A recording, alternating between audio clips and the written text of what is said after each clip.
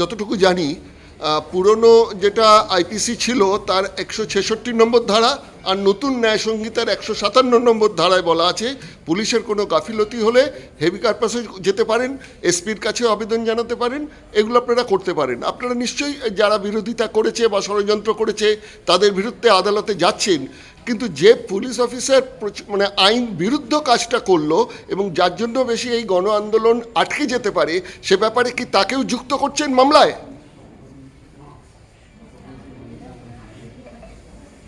এটা হচ্ছে যে যদি আমরা প্রয়োজন হয় আমরা আমাদের লয়ারের সাথে কথা বলছি যে পুলিশ অফিসারকে যুক্ত করার, তাহলে আমরা এক মুহূর্ত দ্বিধা করবো না, আমরা পুলিশ অফিসারকে যুক্ত করবো এবং আমাদের ধারণা যুক্ত করা উচিত পুলিশ অফিসারকে।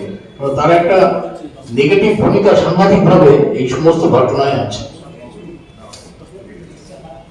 আমাদের এই মুহূর্তে প্রায়োরিটি যেটা, আমাদের দাবিও যেটা পুলিশের কাছে সেটা হলো এবং কোর্টের কাছে নিঃশর্ত চাই, নিঃশর্ত করতে হবে, এটা পুলিশের ভূমিকা আছে। কিন্তু এখন ওর বিরুদ্ধে যে ধারা লাগানো হয়েছে সেগুলোকে ইরেজ করতে হবে, এইটা প্রথম।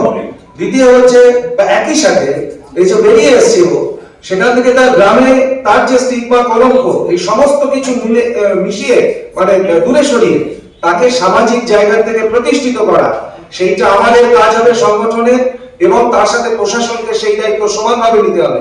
এই দুটো এবং চাকরির ক্ষেত্রে কোনো ধরনের অসুবিধা তার যাতে না হয়, সামাজিক জীবনে কোনো ধরনের অসুবিধা না হয়, এই জায়গা আমাদের ফার্স্ট প্রায়োরিটি। এবং এর সাথে সাথেই আপনি যেটা বললেন সেটাও আমাদের আইনের সাথে পরামর্শ করে সেই প্রায়োরিটি অনুযায়ী আমরা সেই কাজ অবশ্যই করব। Thank you.